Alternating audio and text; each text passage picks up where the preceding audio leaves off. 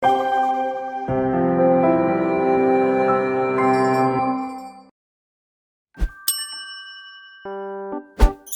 Anda membayangkan sebuah hadiah bisa menjadi awal dari korupsi? Pastinya, semua orang pernah menerima hadiah.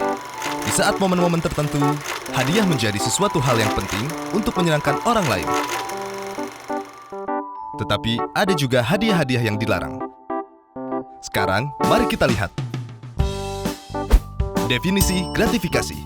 Dalam perspektif hukum, definisi gratifikasi adalah pemberian dalam arti luas yang meliputi pemberian uang, barang, rabat atau diskon, komisi, pinjaman tanpa bunga, pengobatan cuma-cuma, perjalanan wisata, fasilitas penginapan, tiket perjalanan, dan fasilitas lainnya. Gratifikasi tersebut baik yang diterima di dalam negeri maupun di luar negeri, dan yang dilakukan dengan menggunakan sarana elektronik atau tanpa sarana elektronik. Semua pemberian ini dikatakan gratifikasi jika penerimanya adalah pegawai negeri atau penyelenggara negara. Bagaimana gratifikasi ini menjadi awal dari korupsi? Pegawai negeri atau penyelenggara negara terkadang menerima pemberian atau hadiah dari rekanan, teman, kenalan yang terdapat konflik kepentingan, baik pada saat pelayanan, terhadap kepentingan publik, ataupun karena melihat kedudukan atau kewenangan yang melekat pada jabatan. Untuk itulah, diatur peraturan terkait gratifikasi. Aturan terkait gratifikasi diatur dalam pasal 12B besar dan 12C besar, Undang-Undang Nomor 20 Tahun 2001. Pasal gratifikasi berfungsi untuk mencegah pegawai negeri atau penyelenggara negara menerima gratifikasi yang dianggap suap. Pengaturan ini dibutuhkan untuk menghilangkan munculnya potensi konflik kepentingan akibat penerimaan gratifikasi dan membangun budaya transparansi, akuntabilitas, dan integritas.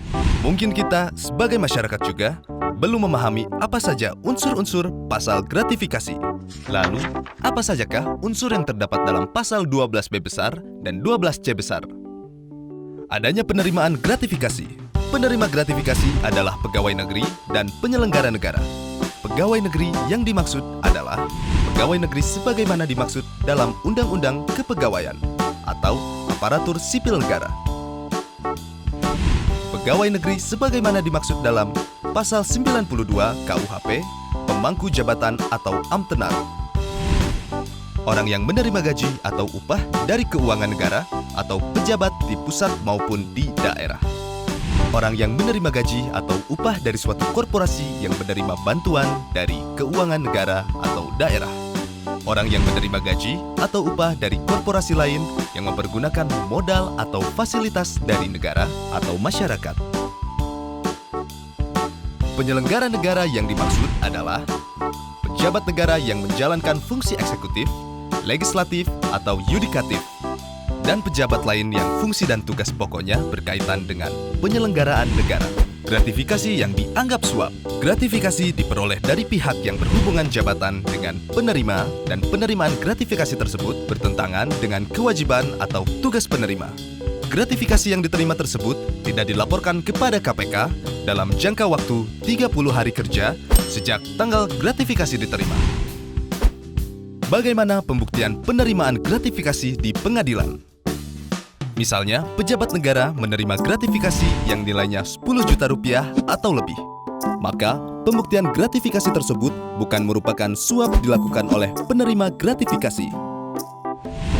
Yang berikutnya, pejabat negara menerima gratifikasi yang nilainya kurang dari 10 juta, maka pembuktian gratifikasi dianggap suap dilakukan oleh penuntut umum. Lalu, apakah ada sanksi untuk penerima gratifikasi? Jawabannya, ya. Menurut pasal 12B besar ayat 2 Undang-Undang Nomor 20 Tahun 2001, pidana bagi pegawai negeri atau penyelenggara negara adalah pidana penjara paling singkat 4 tahun, paling lama 20 tahun, atau pidana penjara seumur hidup, dan pidana denda paling sedikit 200 juta rupiah, dan paling banyak 1 miliar rupiah. Mungkin semua orang belum sepenuhnya sadar bahwa dari penerimaan gratifikasi bisa berakibat fatal.